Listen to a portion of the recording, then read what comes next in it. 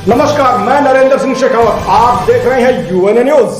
भाजपा विधायक मदन दिलावर ने आज राजस्थान सरकार पर बहुत गंभीर आरोप लगाए हैं। उन्होंने आरोप लगाते हुए कहा कि रीट परीक्षा के अंदर शिक्षा मंत्री ने बहुत बड़ा घोटाला किया है, छात्रों के भविष्य के साथ खिलवाड़ किया है। उन्होंने बाजरे के समर्थन मूल्य केंद्र सरकार द्वारा 2200 रुपए तय होने के बावजूद भी राजस्थान सरकार द्वारा 2200 रुपए में खरीद नहीं करने पर किसानों पर कुठाराघात का आरोप लगाया है। उन्होंने साथ साथ कहा है कि राजस्थान प्रदेश में जिस प्रकार पत्रकारों पर हमले हो रहे हैं, ये चौथे स्तंभ की आवाज दबाने का प्रयास है। उन्होंने बाबरवास विधायक इंदिरा मीणा द्वारा पत्रकार पर हमले किए जाने की बहुत कड़े शब्दों में निंदा की है। पेट्रोल डीजल को जीएसटी के दायरे में न लाने का विरोध भी राजस्थान सरकार कर रही है। उन्होंने बताया कि अगर पेट्रोल डीजल जीएसटी के दायरे में आते हैं तो उनके मूल्य अपने आप घट जाएंगे, लेकिन राजस्थान सरकार इसका विरोध कर रही है क्योंकि उनको टैक्स नहीं मिलेगा। साथ साथ उन्होंने लक्षित हिंसा अधिनियम के बारे में भी कहा। लक्षित हिंसा अधिनियम जो कि कांग्रेस सरकार लागू करना चाहती थी, भाजपा उसका विरोध करती आ रही है और अभी भी वह पटल पे रखा हुआ है। उन्होंने कहा कि लक्षित हिंसा अधिनियम के तहत हिंदू समाज को निशाना बनाया जाएगा। रीट परीक्षा हुई है, मैं सोचकर दंग हूं कि सरकार का कितना पागलपन है कि एक आसार्थी को जो परीक्षा देने वाला है उसको 400-500 किलोमीटर दूर दौड़ा करके दूर परीक्षा दिलाई जा रही है। उदाहरण के तौर पर सीकर के आसार्थी जाकर परीक्षा देंगे बारार कोटा में और बारार कोटा के आसार्थी परीक्षा देंगे रीट की सीकर में। क्या सरकार को क्या मिला, इससे क्या फायदा हुआ?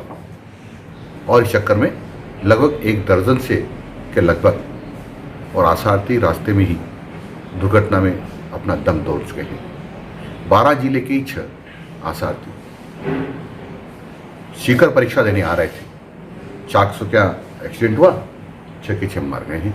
अभी कुछ लोग घायल हैं, गंभीर घायल हैं। मैं निवेदन ये कर रहा हूँ, इससे कुछ लाभ मिलता तो बहुत अच्छा था, लेकिन लाभ नहीं हुआ। पेपर आउट हुए, नेट बंदी के पहले ही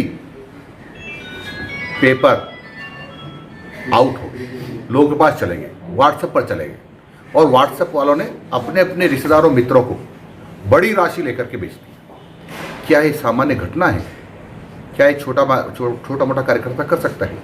इसमें दावे से मैं कर सकता हूँ कि इसमें शिक्षा मंत्रालय स्वयं शामिल है और ये सारा दोष गोविंद सिंह डोटासरा जो कांग्रेस के प्रदेश अध्यक्ष भी हैं उनको जाता है कि उन लोगों को लगा कि पहले मैंने जो आरपीएससी की परीक्षा हुई उसमें मैंने गलत तरीके से अपने परिवार वालों को पास करा लिया है, तो चौन्नी फिर चल जाएगी। और इसीलिए उन्होंने करोड़ों रुपए कमाने के लिए इस प्रकार षड्यंत्र किया कि जहां 27 लाख लोगों को परीक्षा देनी थी वहाँ 31,000 लोगों को लेना था और वहाँ इसी कितने सारे लोगों से पैसा लिया होगा, कितना खाया होगा। मैं मुख्यमंत्री ये चाहते हैं कि मेरी सरकार के मंत्री दोषी हैं, निर्दोष हैं और कोई दोष नहीं है और शिक्षा मंत्री ने, मुख्यमंत्री ने इसमें मिलकर के करोड़ रुपए नहीं खाए हैं, तो सीबीआई से जांच कराने की अनुशंसा करे और सीबीआई से जांच कराए सारे प्रकरण की। मैं कह सकता हूं इसमें सारा का सारा जो सरकार का समूह है और मंत्रिमंडल है उसमें शामिल है और इन्होंने करोड़ रुपए खाए हैं।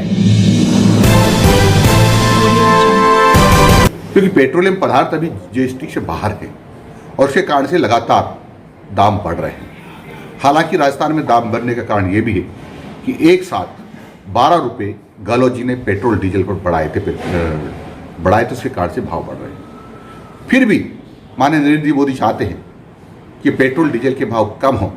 यदि जीएसटी के दायरे में इसको लाया जाता है, दाम कम हो सकते हैं। देश के सारे मुख्यमंत्रियों की उन्होंने बैठक बुलाई। राजस्थान सहित कांग्रेस शासित सारे प्रदेशों ने इस बात का विरोध किया कि इसको जीएसटी मत लाइए, हम सरकार कैसे चलाएगी। एक तरफ तो कहते हैं महंगाई बढ़ा रहे, पेट्रोल डीजल पर के भाव बढ़ रहे, आसमान छू रहे और महंगाई के खिलाफ आंदोलन कर रहे हैं, और यही लोग जब जीएसटी में के दायरे में लाकर के पेट्रोल डीजल और पेट्रोलियम पदार्थ जिसमें गैस भी आता है उनके भाव घटाना चाहते हैं तो इसका विरोध करते हैं। ये दोहरी नीति है, ये इनका दोगलापन है। अशोक जी गहलोत का दोगलापन है, क्योंकि पेट्रोल डीजल पदार्थों को ये जीएसटी के दायरे में लाने का विरोध कर रहे हैं। 2011 में एक अधिनियम लाना चाहते थे। वो अधिनियम था सांप्रदायिकता एवं लक्ष्य केंद्रित हिंसा निवारण अधिनियम, यानी सांप्रदायिक एवं लक्ष्य केंद्रित हिंसा अधिनियम था। इसमें क्या था?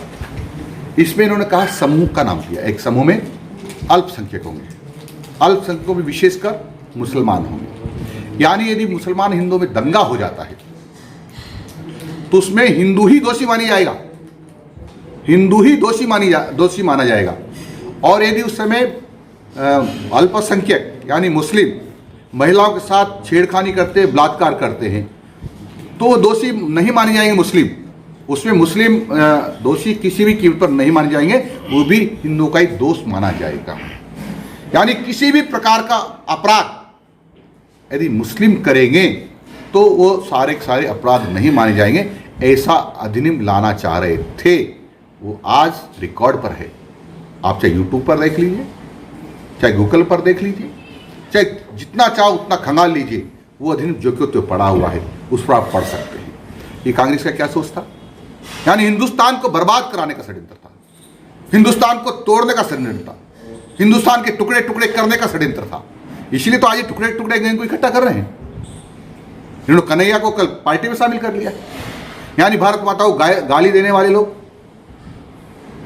देश के खिलाफ बोलने वाले लोग, देश के राष्ट्रभक्तों का अपमान करने वाले लोग, अरे ये कांग्रेस है जिसने चंद्रशेखर आजाद की हत्या करवाई थी।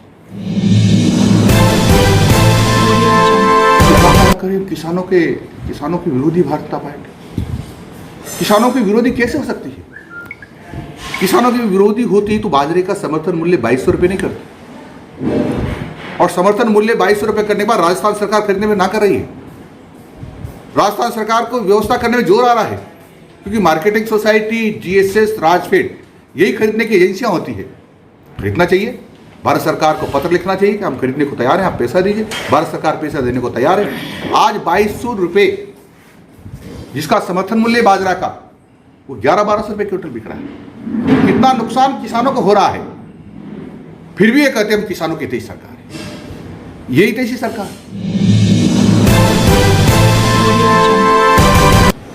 ये पत्रकारों पे हमले और बढ़ने वाले हैं, क्योंकि कांग्रेस प्रेस वालों को डराना चाहती, धमकाना चाहती है। मैं जानता हूँ बामनवास में इंदिरा मीणा जी जो माननीय विधायक हैं, सरेआम लूट खसोट कर रही है, लेकिन प्रेस उसको उजागर करती है तो पत्रकारों को दबाने का प्रयास करती है। और इसी प्रकार से राजस्थान भर में ये लूटपाट हो रही है। यदि आप गोविंद सिंह डोटासरा जी के खिलाफ बोलेंगे और रीट की ज़्यादा बात की तो आपके ऊपर भी हमले हो सकते हैं। इसलिए सावधान रहना। ये आप जो हमारा चौथा स्तंभ है प्रेस, उसको भी दबाने का षड्यंत्र कर रही है। चाहिए ये था मुख्यमंत्री जी को कि तुरंत जो पत्रकार पर हमला हुआ है बामनवास में, उसको एमएलए को गिरफ्तार करना चाहिए था, जेल में डालना चाहिए था। आज मदन दिलावर जयपुर संभाग प्रभारी व रामगंज मंडी के विधायक के नाते नीमका थाना में शक्ति केंद्र के प्रभारी और मंडल प्रभारी की बैठक लेने के लिए आए हुए थे।